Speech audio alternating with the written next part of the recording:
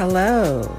Welcome to Mind Your Matters, Redefining Fitness podcast with SassFactor Fitness.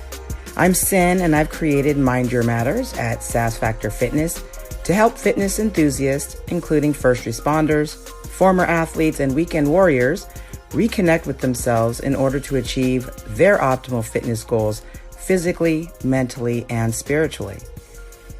As a fitness enthusiast, you're not new to concepts of nutrition and exercise, but those concepts that once worked wonders are falling flat and don't seem to have the effect lately that they once did. Can't lose fat stores, or you gain muscle mass quickly. Injuries seem to attack our bodies at the mere thought of exercise or physical activity, and unwanted bloat appears just by looking at food. Many people, ourselves included, tend to attribute slow gains or the lack of gains, or recurrent injury and illness as simply a part of getting older. It's a logical conclusion that respects the realities of the aging process, but does not account for the power we continue to hold over how we move forward and the impact our choices have on our well-being. I mean, just think about how many athletes and fitness enthusiasts we know of that are our age, and although they may have lost a step from their more youthful selves, are still light years ahead of people and ahead of people half their age in their fitness and athletic abilities. Is it because all of those people are just gifted?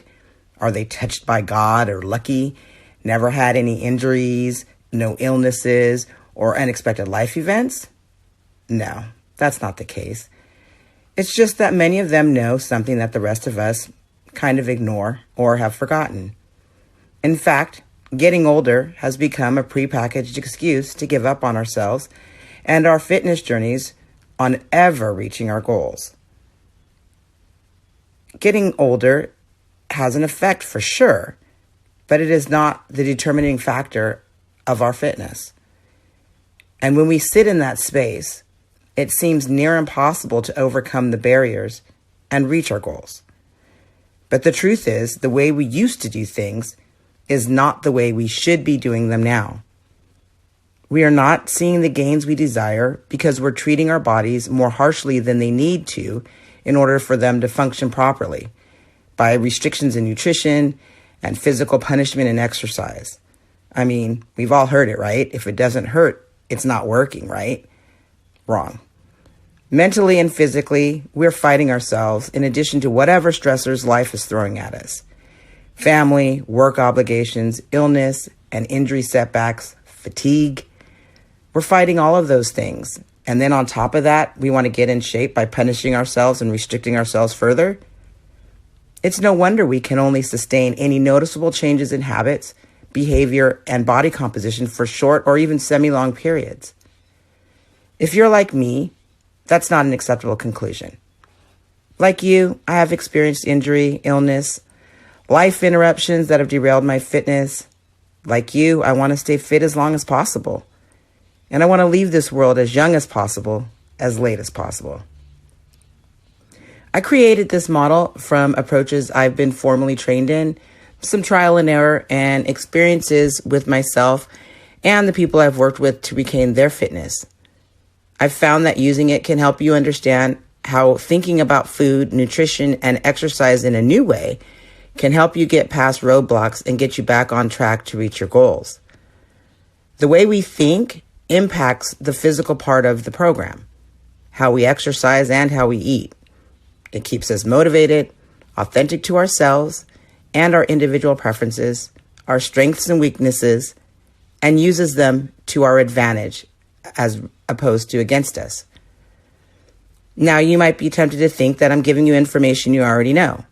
I mean, you already have a wealth of knowledge around these topics, and you've acquired it over years that you've been involved in athletics or fitness and all of the activities that you've been engaged in over the years.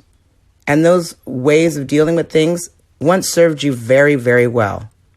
And honestly, some of the information, it's going to sound the same on the surface. But as we dive deeper, it'll become clear that this method is different than anything you've tried before. And the results are sustainable and can be easily reproduced if life gets in the way and gets away from us again down the road. I'll be coming to you daily and weekly with tidbits, tricks, and tips on how to make this a possibility for you and how to incorporate easy things into your life to make huge, huge differences in your fitness journey. The mind, body, spirit trinity is key for connection to self and optimal fitness. We can't get physically fit until we adjust our mindset and our relationship with ourselves so that we can embrace positive energy that sets us up to be successful in our efforts. And we can't abuse our bodies into submission. If there is an issue with a component of proper movement and mechanics, that issue gets addressed first in order to place the body in optimal posture for ideal movement efficiency and function. Only then can our gains take off. This is Sin at SassFactor Fitness, reminding you to mind your matters.